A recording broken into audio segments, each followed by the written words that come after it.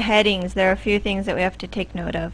First is for the chapter headings, there has to be a space above it. Now sometimes if you're unlucky and you've been mucking around and typing and deleting and changing things, what might happen is that your chapter 2 doesn't, or your other chapter doesn't start on a separate page.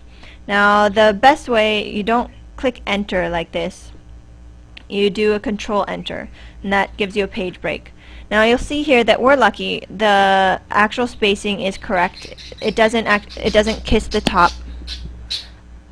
Sorry, that's my bird. It doesn't kiss the top of the page, and so it has the breathing room. Now if it is kissing the top of the page, there are two things you can do. So let's say that we're over here and we've deleted and it's now at the top. With the other section, you can do a section break, and so you do that by going to page layout, breaks, and section break, and then we apply heading 1 again, and it gives us the breathing room. If you you might want to do a section break if you have a big table or a big figure and you have to make that one page in a landscape instead of a portrait orientation.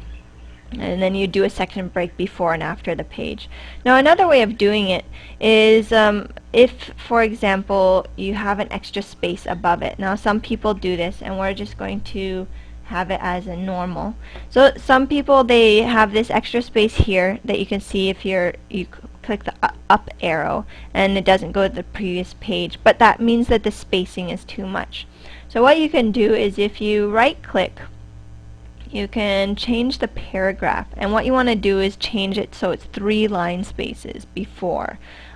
You don't, and that's because this is a double space. We can see that by going here, it's on the double space. So this gives the proper alignment as well.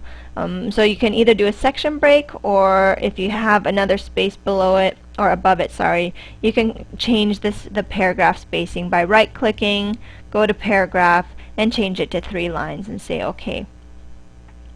Now when it comes to level 2, level 3, level 4 and above headings, for your level 2 and 3 you're supposed to have numbers. So here we see it's chapter 2 and it's the first section, so it's 2.1, and for all these headings you should have all major words capitalized and there should be a period at the end.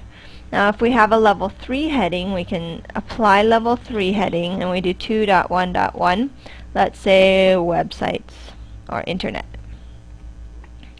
technology, and a period. Now for level 3 headings you have to highlight it and apply italics manually, so control I or clicking this button up here. And this is because in the table of contents, if the style is automatically italics, then in the table of contents the number, the title, and the page number will be all italics or all not italics. But by doing this, having to manually apply the italics, then the number and title will be in italics while the page number will not be. So we're abiding by regulations.